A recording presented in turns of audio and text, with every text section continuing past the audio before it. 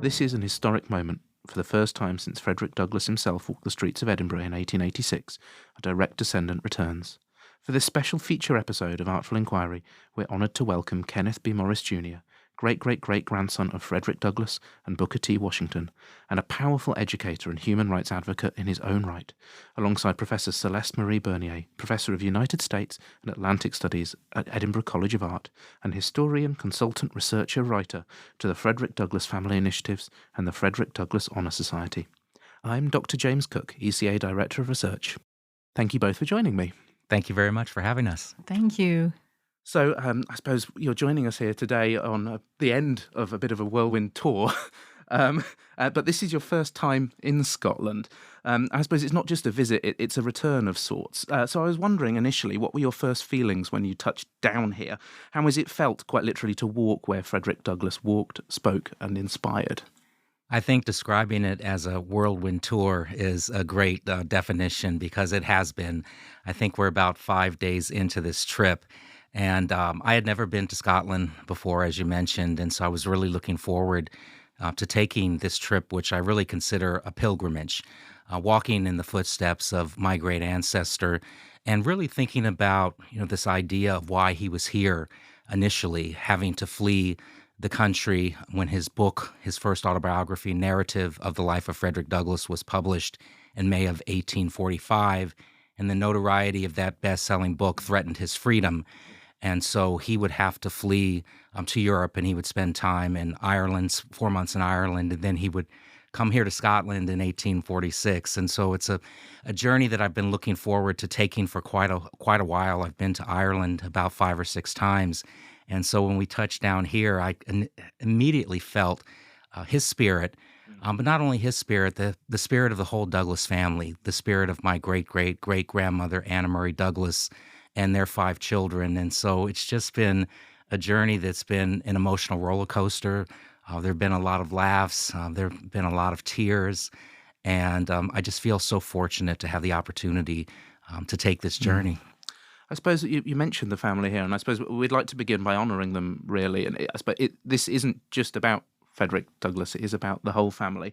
And it would be really nice if you could just introduce some of the key players in the family, especially some of those that have been unfairly overlooked. Yes, well, Frederick Douglass is my great-great-great-grandfather, and that would make his wife, Anna Murray Douglass, my great-great-great-grandmother. And she's someone in the story that is often overlooked. And of course, in our family, the stories that have been passed down, lessons of love and humility and forgiveness, and just, Anna being the queen in the family. She and Frederick were married for 44 years, and they had 5 children together and 21 grandchildren. And so having, an opportunity really to learn more from Celeste here in Scotland about Frederick Douglass's time, but making that connection back to the States and feeling, the support of Anna and their 5 children. And as we continue with our conversation here, and Celeste we'll talk about really the history and the importance of the family in the story, even though they were so far away, I guess across the pond, as you all would say. But, they had 5 children. They were a radical freedom-fighting collective, the abolition of slavery and fighting for human rights, women's rights was the family business. And so I'm excited to really dive into that so that your listeners have an opportunity to really connect to this history as I have this week. Thank you. And Celeste, I suppose we're going to get onto your research here in a moment, and particularly, I suppose, some of the work that you've done to uncover the radical work of some of the women within it. But before we get on to that, I just wanted to finish by asking, kind of, I suppose, where you see yourself within this intergenerational collective, I suppose, Ken. That's a beautiful question. So intergenerational collective, and we've been doing a lot of work at our family organization, Frederick Douglass Family Initiatives, which my mom and I, Nettie Washington Douglass, founded in 2007. And prior to that, I wasn't really a whole lot connected to this history. And there were many reasons for that. I'd seen what the pressure had done to those that came before me. But when we actually started doing this work And our primary work that we do is human trafficking prevention education in K through 12 schools, really connecting to the legacy of Frederick Douglass as the great abolitionist and Booker T. Washington as the great educator.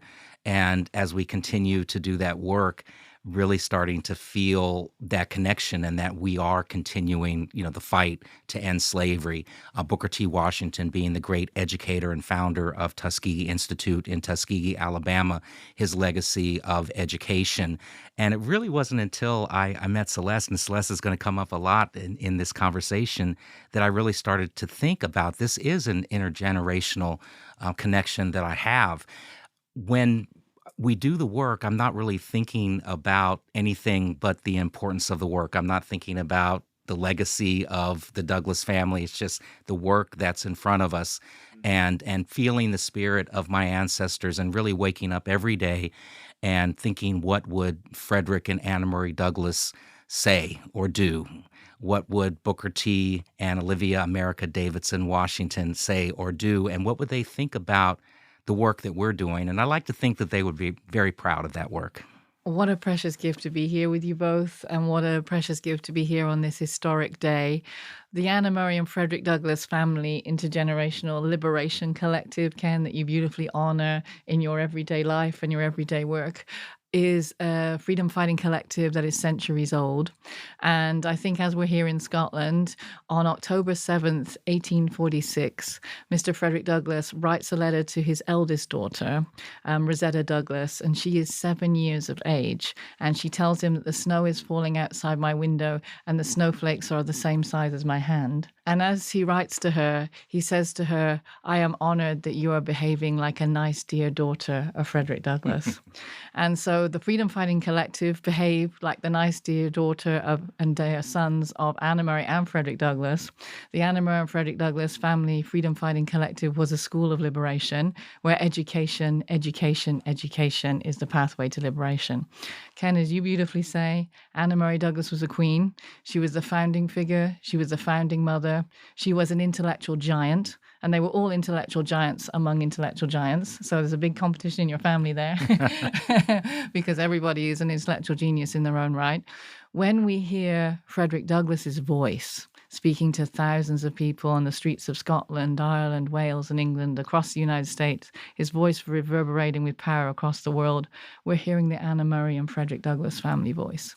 And their children are Rosetta Douglass Spragg, Lewis Henry Douglass, Frederick Douglass Jr., Charles Raymond Douglass, and Annie Douglass. And they all, from the moment they were breathing in this painful, beautiful world, as Charles Raymond Douglass described it, they were working as freedom fighters. They were giving up food, giving up clothing. They were giving of their whole body, soul, and spirit, especially on the Underground Railroad. So they all worked as liberators and commanders on the Underground Railroad. They all worked with freedom seekers. When Frederick Douglass is in Scotland, he's fundraising. And so Frederick Douglass's speeches in the Family School of Liberation are the place and spaces where money for tickets is translated into food, into clothing, into train tickets to liberation. So everyone in the Anna Murray and Frederick Douglass Family Freedom Fighting Collective all had a role. They were all philosophers of human rights. They were all pioneering advocates that we need in 2025 of what egalitarian human rights ideology looks like in actual practice rather than in an imaginary. They were all committed to zero tolerance of prejudice of any kind. Anna Murray Douglass ran their home as a beautiful space of Black excellence and Black joy and Black love, but also as a command center of civil rights freedom fighters. They all were journalists, very famous journalists. They were all editors. They were all educators. They ran night schools. They ran day schools. They were all carers, lovers, supporters, guardians, advocates. And so their humanity was an all-encompassing humanity, and their reform and their moral philosophy was in their blood, sinew, and bone, as Mr. Frederick Douglass would say. That is so beautiful, and no pressure to continue that legacy, is there? So, Celeste, many of the people that you spoke about there have been really unfairly overlooked, and a lot of their work has essentially been erased from history. I suppose my question there is, why do you believe that some of these stories have been erased, and what does it mean to recover them now through family voices? Well, what a beautiful question to be able to answer sitting beside you, Ken, here. That's family power right there. And we often call it spirit fuel. Yeah. Rocket fuel. Rocket fuel. Spirit rocket fuel. White supremacy has committed violence upon violence upon violence against the lives, histories, memories, and lived realities of the Douglas family, past, present, and future. And white supremacy believes there can be only one.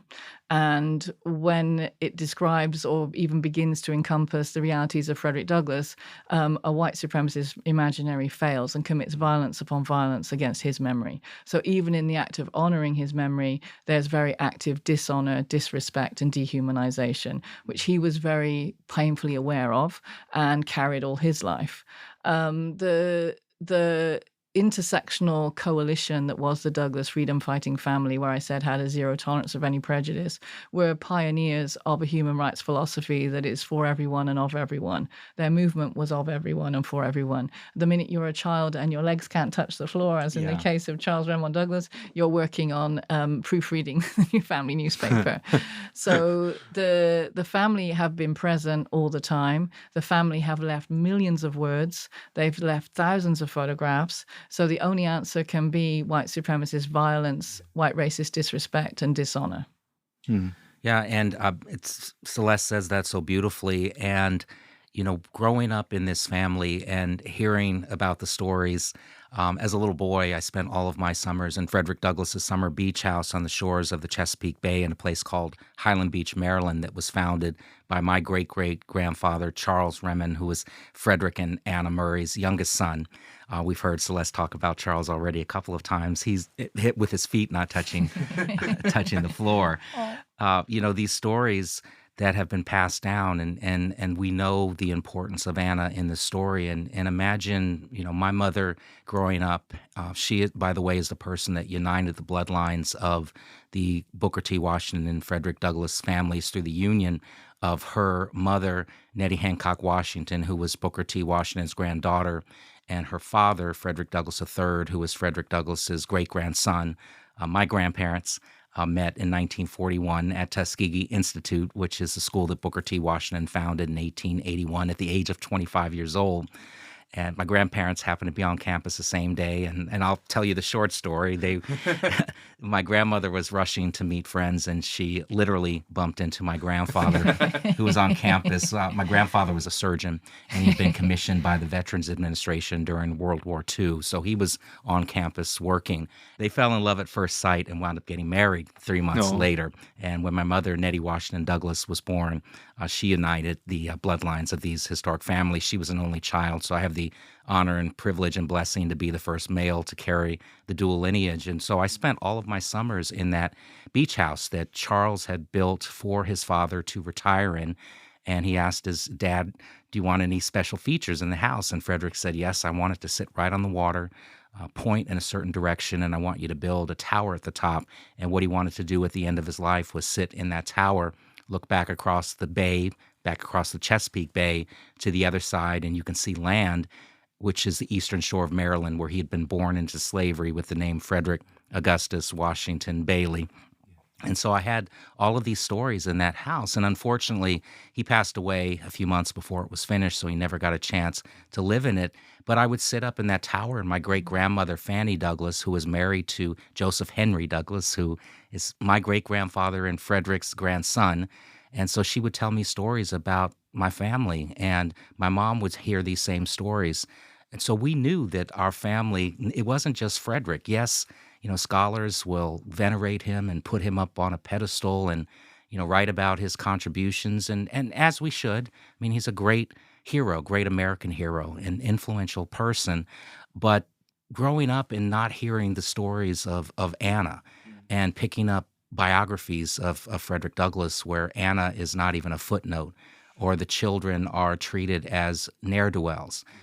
It's something that's very painful, and this is why we're so thankful that Celeste has taken the time and the interest and researched and written and presented, lectured about our family for more than 30 years. And Celeste and I only met in 2018, which was Frederick Douglass's bicentennial year. We were at an event together in Annapolis, Maryland at the State House they unveiled a statue to Harriet Tubman and to Frederick Douglass, and that was the first time that we had met.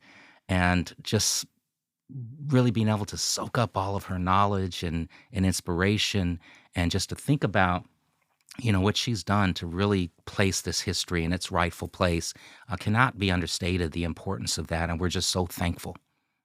Great, thank you.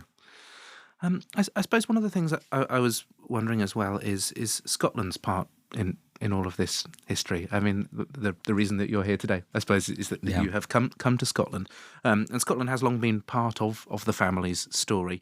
Back from Frederick Douglass's visits and his Send Back the Money campaign against the Free Church, and his deep engagement with Scottish writers like Walter Scott and Robert Burns. So I was wondering what it meant for you to return to a country that obviously held a lot of meaning for your ancestor, and if there's anything that's come to light since you were here that's perhaps surprised you about the relationship with the country. There has a lot that has come to light since I've been here. I would say every day, maybe even every hour, I'm learning something about Frederick's time here in Scotland.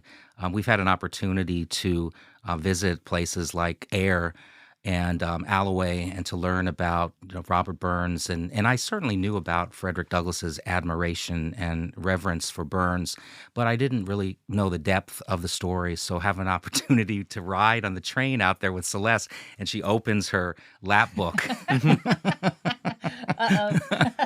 and starts bringing up Burns poems that we all read as we're taking the journey out there, and then brings up Frederick's reflections on Burns poems and has us read those in preparation of what we're about to do when we get out to the Burns Museum and Monument.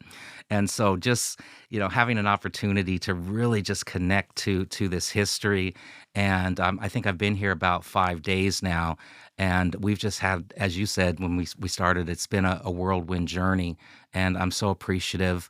I mentioned that, I'd spent time in Ireland, maybe 5 or 6 trips, but I didn't really know the depth of the story here in Scotland until I got here. So it's just been a fun time being here, and as I said, it's been an emotional roller coaster. So what about Edinburgh in particular? Are there any sites of particular importance to Frederick Douglass here within the city? So Frederick Douglass remembered his time in Edinburgh all his life until the day that he died. And Frederick Douglass found Edinburgh, as he said, its architecture was unsurprising. He'd been in Glasgow, he said, but its views were a conglomeration of beauties. And he lived in 33 Gilmore Place, where there's currently a plaque, and that was his command centre of liberation operations. And he was famous across Scotland. As you beautifully said, Ken, his name, he's born into enslavement as Frederick Augustus Washington Bailey. As he often remembered, my mother, Harriet Bailey, a founding freedom fighter, liberator, and intellectual and powerhouse in her own right, gave me a name ominous for greatness. And he became Frederick Douglass, where he took the name of James Douglas, Walter Scott's figure. And as he said, if I were to meet my enslavers on the borders of Scotland, I would treat him as James Douglas treated the English. And he would not survive that fight. So Edinburgh and Scotland was very important to Frederick Douglass, and he was very, very famous. And this is something we have to honour and remember and respect, is that Frederick Douglass will be followed by people. He carried pennies in his pocket because he couldn't bear starvation, he couldn't bear suffering. All of his friends always spoke about, and we never honour this about Frederick Douglass's phenomenal spirit, soul-touching oratory, is that he would cry in his lectures repeatedly. So this is where the toll that it's taking on him emotionally and physically. And he's speaking in Edinburgh, across villages, towns. He doesn't want the performative parlours of philanthropy that are fakery and white racism by any other name. He wants to work with the working classes and people who are struggling inequities in Scotland. So he was very accountable and mindful of the injustices in Scotland as a nation as well. And nothing missed his attention. So when he's in Edinburgh, he's a big popular figure. And so he was given given a blanket by the White Scottish Ladies Emancipation Society. I'd like to think it's James Douglas tartan, but I can't prove that. But I'm not going to give up. And he would wear it around himself, and he would stride the streets of Scotland and Edinburgh. And he was in Edinburgh continuously for 4 months. So it became his home, and he was very committed to be an accountable citizen to all inequities and all injustices, Ken, as you beautifully said. And he gave speeches to thousands of people. So one of his favorite places is where you spoke and where you honored his beautiful, powerful words. And we didn't get a chance to say that in the assembly rooms, he spoke to thousands in the room and thousands on the street outside who were selling tickets at 3 times the price to hear the original ticket scalpers. And at that time, the words that you read out were in honor of Madison Washington, a Black liberator and freedom fighter, because Frederick Douglass wanted to educate the audiences in Scotland on Black excellence and Black genius and Black liberation. For Frederick Douglass, 10 a.m., 2 p.m., 4 p.m., and 7 p.m., 7 days a week, he's telling his story. And this is an individual who is suffering viscerally, emotionally. He is thousands of miles from his family. And as Ken beautifully said, and he said before he died, it is no exaggeration. My family kept me alive. So he is experiencing terrible, terrible emotional struggle. He says, I am here among strangers. Where are the beloved ones of my heart? And so he is residing in the Festival Theatre, which was then a temperance hotel. And that's where he lives before he moves to 33 Gilmore Place. And during that time, we've spoken about it together during your visit, Ken, he experienced repeated struggles, emotional struggles. And he even said, there is no living for me. So Frederick Douglass and all the family, we talk about a ring of fire and a ring of protection. All the family members, from Annie Douglas, the minute she's born, to Rosetta Douglas Spragg, the eldest, everyone was committed to keeping Frederick Douglass emotionally, personally, and politically alive. They never knew when he set out the door to be away 12 months a year, often away for 3 years, away from 10 months, away repeatedly, that he would ever come back through that door. And as Lewis Henry Douglas said, we live with the pain of whether we'd ever see our father again every day of our lives. So when he's in that temperance hotel and experiencing unimaginable suffering, he then takes a walk down North Bridge and he sees a violin in the shop window, and that's Nick's research, Nick Batho, that also is a photography shop. So we're still looking for the photograph that we hope was taken when he bought that violin. So anyone listening, please keep looking for us. And he brings his violin back, and he brings it to his room, and he writes a letter to his beloved sister friend, Ruth Ann Cox Adams, who is a collaborator and part of Anna Murray Douglas's networks, and her beloved sister friend. He says, let anyone who has pain in mind and pain of heart buy a violin and play a violin, and they will be as loving and lively as a lamb and lively as a cricket. When I listen to Celeste tell that story, and I think, again, going back to being a little boy and looking at my ancestor as this superhero figure with armor, and I didn't really ever think of him as being human in the way that he would suffer depression. And then if you think about his story, he was enslaved for 20 years of his life. He would escape slavery from Baltimore City on September 3rd, 1838, but he had suffered brutal beatings. And if you read his autobiographies, he talks about being sent to a slave breaker. He talks about carrying the scars on his back his whole life. And Celeste and I have looked at a lot of photographs. You know, he was the most photographed American of the 19th century. And there's one early photograph of him, and he's young and he's beautiful, handsome.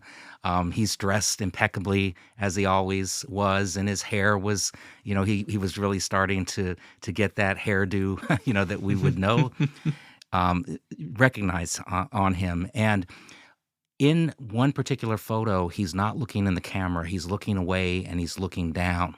And while researching the time frame around that photo, we found a letter that was written to Ruth Ann Cox Adams, where he talks about, he said, I felt so ugly today that I couldn't look at myself in the glass. And it was the first time that it really hit me that he had suffered the trauma.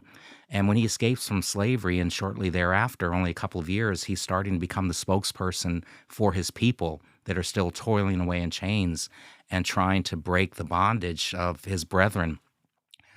He's becoming a celebrity, but he's also dealing with that trauma. And there was no post-traumatic stress disorder designation. There was no counseling. And so when I hear the story of him being here in Scotland and purchasing that violin and stealing himself away and really learning how to play it, it's something that really, I connect to all of that emotional turmoil that he would have gone through. But there's a really positive part of that connection to the violin. Frederick became an excellent violinist and musician, and he taught Charles, my great-great-grandfather, how to play, and Frederick taught Joseph Henry Douglas, my great-grandfather, how to play the violin, and Joseph became a concert violinist. He would continue his music education at Boston Conservatory of Music, and he would go on to play all over the world. He played in the White House on 3 occasions. He was the first Black classical recording artist for the Victor Talking Machine Company. And so that kind of tragic story of that violin, that music was passed down in the family, and then Joseph went on and did something very positive where he really blessed the world with his talent. And a few years ago, the Boston Conservatory recognized and honored Joseph by naming one of the lobbies in their music building after him. So that legacy of music that really started here in Scotland continued through the family and all the way down intergenerationally through my daughters. Amazing. I suppose it's one of the lovely things about this historical methodology. Actually, I suppose it goes against that kind of great man version of history, which does create these superheroes where you don't get any sense of their humanity or familial connections or anything like that, and you do forget. I struggle with this as a historian of the 15th century, where we don't have so many personal letters. We can't connect quite so much with people as humans. But yeah, it's wonderful to get that sense of these were people who suffered and loved and had lives like we do, and really to get that sense of the things that they succeeded and did despite everything. It's wonderful to get that connection. So yeah, I think it speaks a lot to the methodology of the way that you work, which is fantastic. And as always, the methodology starts and ends with the Douglas family. Frederick Douglass in the 70s, also coming here, the 1870s, would say there is no such thing as a self-made man. And so many times has that speech been mishonored, misremembered, I think, to what would provoke his prophetic fire of anger. Yeah. Have there been any places that have had, I suppose, particular emotional resonance to you that you've visited? Yeah, and I'm going to try and get through this without tearing up. But when we were in Ayr, we went to the church where Frederick Douglass spoke only hours after receiving word that his beloved daughter, Annie, had passed away at the age of 10. Mm-hmm.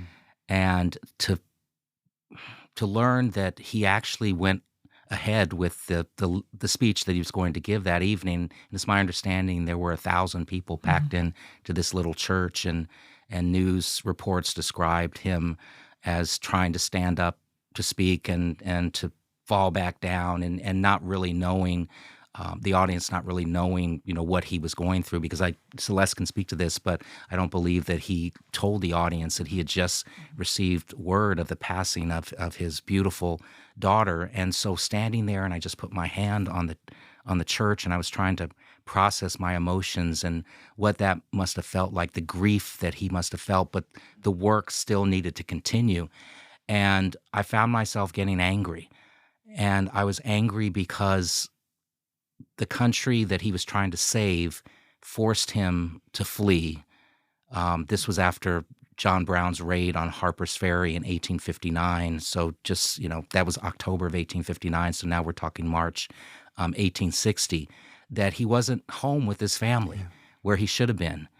And he got word a couple of weeks after she passed away, and then he had to go on and continue to do, I think, another 20 lectures or so. And I just can't even imagine what that would have been like. And I just felt angry.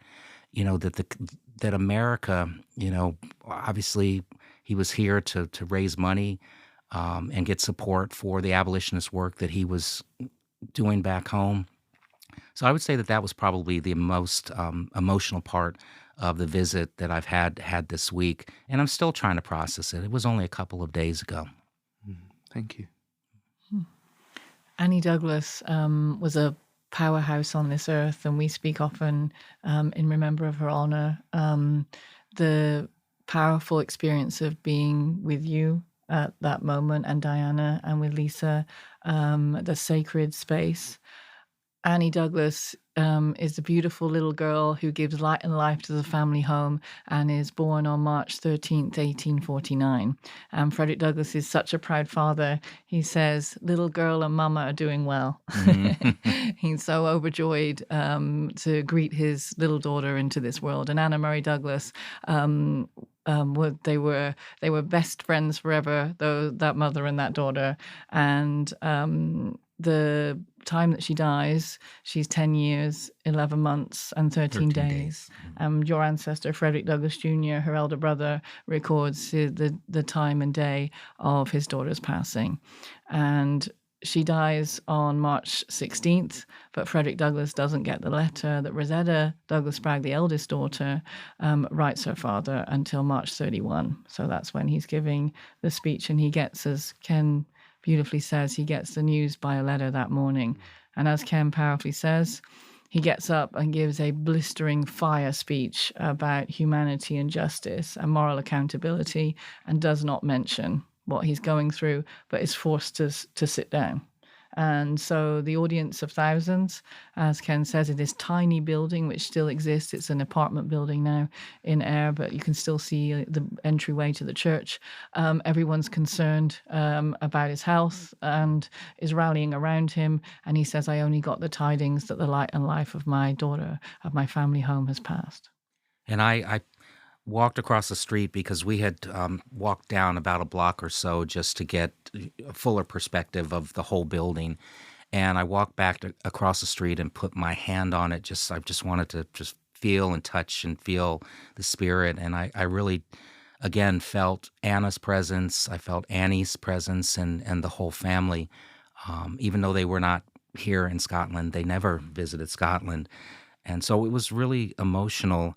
And then I also think about this beautiful letter that Annie had written to her father, just prior to that. And I love the way Celeste explains it, so I won't even jump into that. I'll let her do that. But just she was full of life and love, and just wanted to write to her father and let her know what she was doing and how well she was doing in school, and how her German was coming along. And she was just such a beautiful little girl. And she was an activist. She was the youngest radical freedom fighter in the family. And to know that her life was taken away so young and that her father was so far away is something that just really tugs on my heart. I feel like if Annie Douglas was here today, she'd want you to know the beautiful story that Rosetta Douglas said. If we think about her fierce character and her fierce love and her fierce person, because she was a fierce person. And often it was said in the family she would have been tall. And Rosetta said she would be way taller than me if she had been my age, and we never think of these things. And Frederick Douglass himself, after Anna Murray Douglass had passed, would often remember on anniversaries, what would my daughter be doing at this age? And Annie Douglass was an intellectual protege, recognized among the family, and the family was a family of intellectual proteges. So she was bilingual from a very young age. As she told her father in that same letter, I can read German now. You can expect a letter in German from me very soon. And did she say something about that she's more advanced than the other? I have gone ahead of them, though they have been here longer than me too. But they like me. She also adamantly tells her father that I have learned an anti-slavery piece and I'm going to give it in school. And then she recites it in the letter for him. So she was brilliant. Her elder sister, Rosetta Douglass Spragg, was very proud of her education and held her younger sister's hand, and they were very, very, very close. And but Annie Douglas could get impatient, and she says, "My sister tells me I have to say more. I have nothing more to say." And one of Frederick Douglass's favorite things he used to do, as you'll know, Ken, in Rochester, the side of the home is on a hill, and so the family home in Rochester and the homestead, Frederick Douglass would come home from the office. Charles Reynolds Douglas would be out delivering newspapers, bless him, seeing his feet didn't fit. Yeah. And Rosetta would be proofreading and editing and writing, as would Lewis Henry Douglas. So Frederick Douglass would often come on his own. Frederick Douglass Jr. would also be typesetting and also doing all the work of the family business. And as he would get out of the carriage, he would pretend his legs didn't work. And so Annie Douglas would run down the hill to meet him, and he would, my legs aren't working, and she would have to fix them. So it's a family. When we look back through the prism of history and we look at the totality of the work that Frederick Douglass did and his importance and his contributions, we see kind of that full picture of just him, but not the family, not the support. And, people ask me all the time, well, why didn't Frederick talk about his family? Why didn't he talk about Annie? And I always respond and say, what makes you think that that was his choice? I mean, think about a mother that has 5 children. Their father is away. He's doing dangerous work. He's constantly on the road. They're terrified that he's not going to come back.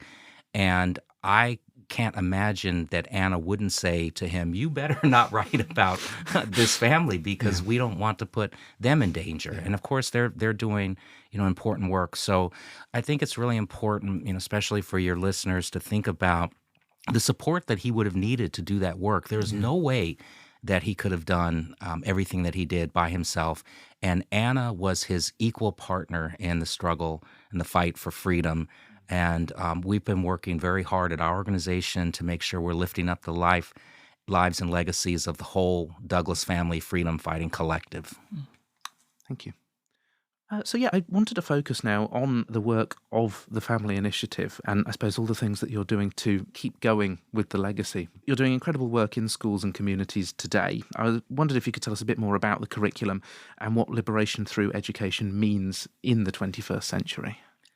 My mom and I started Frederick Douglass Family Initiatives in 2007, and the way that came about was I had read a National Geographic magazine cover story, and that was actually in 2005. It was a 2003 story, but it was a couple of years later that I had it in my hands, and the headline was 21st Century Slaves, and it was an article about human trafficking existing all over the world, labor trafficking, sex trafficking, including, right here in Scotland, right in the United States. And that article floored me. And up until that time, I was not really connected to my family legacy or story at all. And there were a lot of reasons for that. I saw what the pressure had done to those that came before me.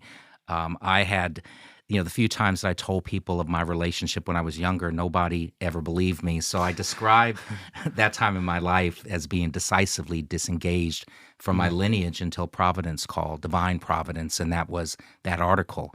And the headline was 21st Century Slaves. And learning about modern-day slavery and that slavery still existed in contemporary forms, it was something that just really moved me in a way that I can't even describe. And so I wanted to learn more about the issue, and I just started reading every article I could get my hands on. And there was one evening that really changed the whole trajectory of my life, and I was reading an article about a 12-year-old girl who was forced to be a sex slave in the brothels of Southeast Asia and service countless men almost every single night. And down the hallway, I could hear my daughters getting ready for bed, and my older daughter was 12, so the same age as this girl that I was reading about, and my younger daughter was 9. And my mind just starts racing, and I can't wrap my brain around, what I'm reading and what I'm hearing. And I remember thinking to myself, that's what young girls and boys should be doing, is getting tucked safely into bed and not being forced into bed to service some sick individual. And when I walked in to say goodnight to my daughters, I had this moment where I couldn't look them in the eyes.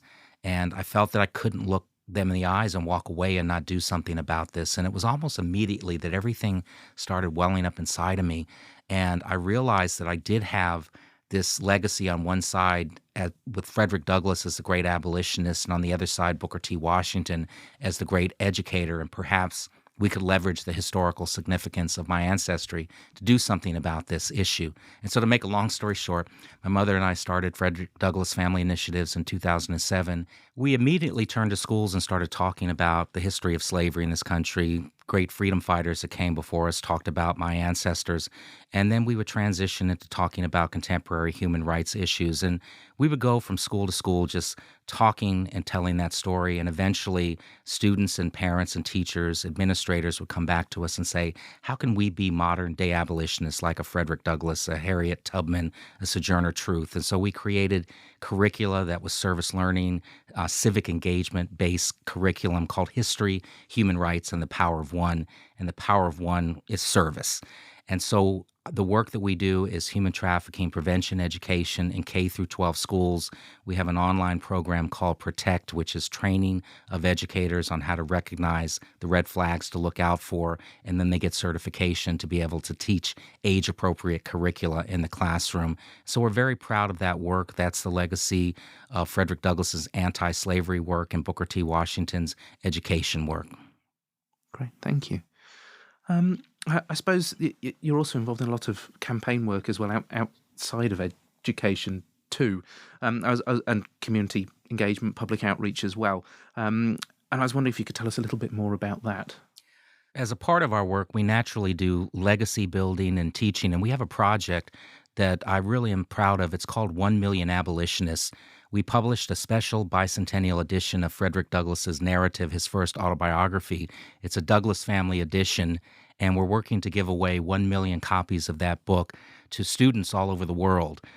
I want people to be inspired by the legacies of my ancestors. And my whole life, I've had people of all ages and races come up to me, many times with tears in their eyes, to tell me how they've been inspired because they read Frederick Douglass's narrative or Booker T. Washington's autobiography, Up From Slavery. And those books and their stories made them believe that they could be and do anything possible. And we wanted young people to be able to have that same experience. And so we're endeavoring to give away these books. So far to date, we've given away 110,000 copies. We're a long way away from the million, but with the help of listeners, people that might want to contribute to the project, we'll eventually get there. Great, thank you. So, Ken, just as Douglass addressed so many audiences here, during this visit, you gave the prestigious Carnegie Lecture, and you'll be going on just after this to speak at the National Library of Scotland as well. What message do you feel that you most needed to share with the Scotland of today? Well, being in the assembly rooms where my great ancestor gave at least 6 talks that I know of, and his really powerful lectures, it was very surreal for me to have an opportunity to get on that stage and to deliver my lecture. And I believe that the audience really connected with the words that I shared that evening. And I just have to tell a quick story. Afterwards, my mother was watching online in Georgia, where she lives, and she sent me a very nice note and told me how proud she is of me, as she always does. You know, the support of a mother is something that, is fantastic. And I started reflecting on the lecture when I got back to my hotel later that evening, and how good I felt that my mother was able to, see me and hear me. And then it made me think about Frederick Bailey and how he only saw his mother 4 or 5 times his whole life. And that's because she lived on a plantation that was 12 miles away. And she never had an opportunity to see her son, become Frederick Douglass, and to listen to his speeches and his lectures and tell him how much she loves him. And that's that institution of slavery and the horrific nature of slavery. So, it was something that I just thought was, really special to have a mother's love. Thank you. Celeste, the Douglass family's legacy continues to grow. We've got forthcoming a musical, a TV series, more books, including the forthcoming biography of Anna Mary Douglass. What are you most excited about that's coming up? There's so many things to be excited about that keeps me awake at night in the joyous way. Finishing the books, though, so Yeah. it also keeps me awake. Um, um, in the reality of the books in total are over 3 million words and over Wow. thousands of images. So and it keeps growing. So I think in our time together, it was started out as maybe 4 books, and now it's 10, and probably even at the end of this trip, it'll be 11. So so the story keeps growing. I think there's two stories I feel it's so important for us to honor today. And following in your beautiful footsteps, Harriet Bailey was Frederick Douglass's mother, and she was born into enslavement on the eastern shore of Maryland. And when Frederick Douglass was asked where his genius came from, he always said, "To my mother and for my mother." Harriet Bailey risked her life to learn to read and write, and was an intellectual philosopher, freedom fighter, and the founding figure in freedom of the family. And I think everything we do is in honor of her, and everything is about remembering her life and legacy. Also, I think sharing with the world Ken's beautiful words. Anna Murray Douglas was a queen. She was a renowned civil rights leader before she met Frederick Douglass, or when she connected with him again as an adult. And she herself saw in Frederick Douglass the importance that he would have in world civil rights history, not just national, but world civil rights history. And she raised the funding for his self-liberation, which he, before he died, said he refused and refused and refused again. And he said, "It was not until she told me she loved me more than all the world that I said yes." And she herself made every sacrifice because she knew that if he stayed on the eastern shore of Maryland, they would kill him there. Those were Frederick Douglass's words. So she assisted him to his self-liberation as a strategic director and civil rights leader in her own right. And he is one of the thousands that she assisted of all ages and genders in their self-liberation to freedom. So it's honoring the lineage of the founding mothers and figures and liberators in this history. Thank you. Ken, as you prepare to leave Scotland, how has this visit changed you? What do you think you're taking home with you, so emotionally, spiritually, and professionally, I suppose? Well, it's been an emotional roller coaster, as I mentioned when we started our conversation. And, just the opportunity to take these stories back. Frederick Douglass said it's easier to build strong children than to repair broken men. And I always add to that, and women.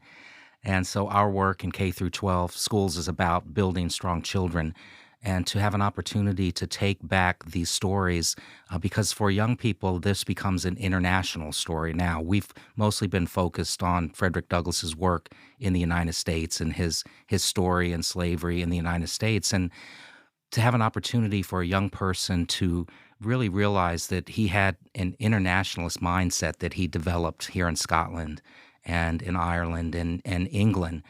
And when he arrived here, he was really, I think, concerned about enslavement in the United States. And he arrives in Ireland and he sees suffering during the Great Potato Famine. And he gets here and, as Celeste beautifully said, carried pennies in his pocket because he was just so concerned about, the poverty here and, wanting to make sure that was addressed. And so when we see him come back eventually after his freedom is purchased from his enslaver, and he comes back in 1847.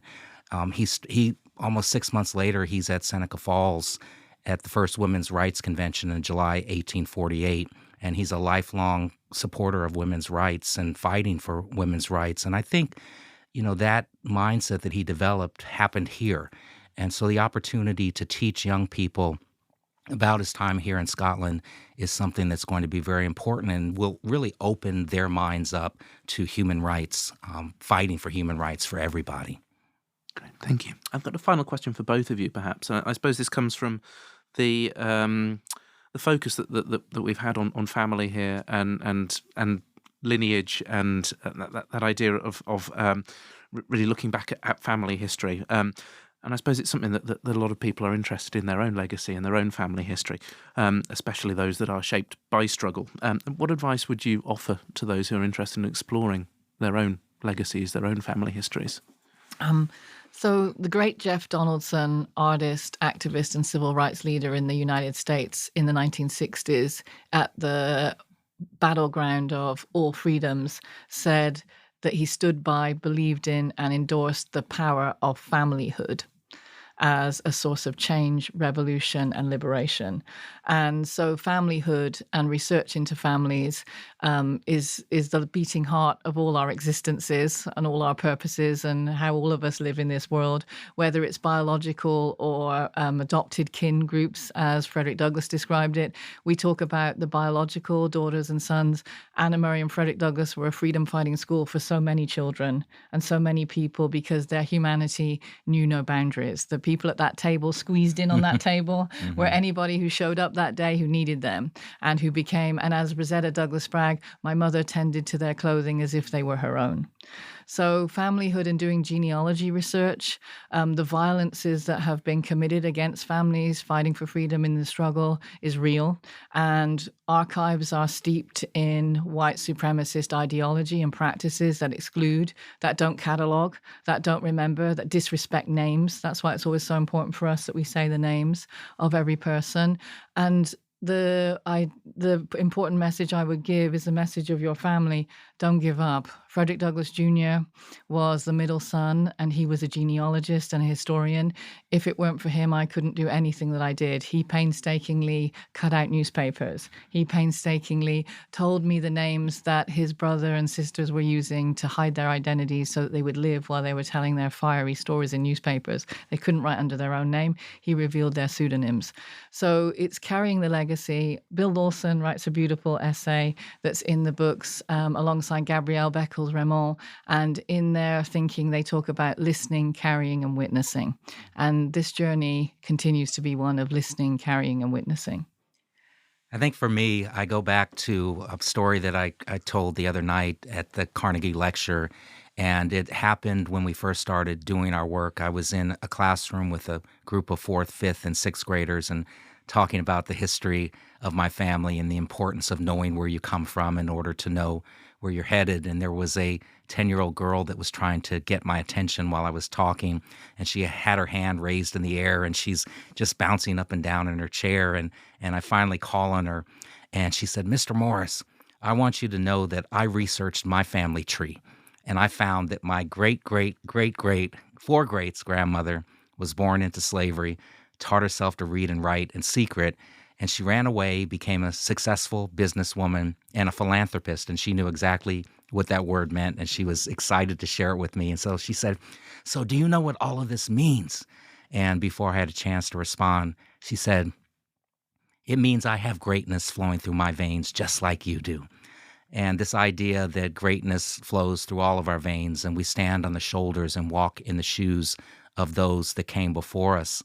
And when we think about the turmoil that's happening all around the world and the divisiveness and, the United States, what will our great-great-great-grandchildren say about us 150 years from now in this moment in time in which we find ourselves? Were we on the right side of history or the wrong side of history? And thank goodness my ancestors were on the right side of history. Thank you. Our sincere thanks to Kenneth B. Morris Jr. and Professor Celeste-Marie Bernier for sharing their reflections and expertise with us today. This visit marks a significant moment in ongoing efforts to connect histories across generations and geographies. It reminds us that the work of remembrance is not only academic, but deeply human. Thank you both for joining us today. Thank you. Thank you. You can find more information about the research project in this episode in the show notes or on our website www.eca.ed.ac.uk/research. If you've enjoyed this episode of Artful Inquiry, please hit the subscribe button now to be notified of new episodes, and, of course, do share the podcast with people who you think would enjoy it.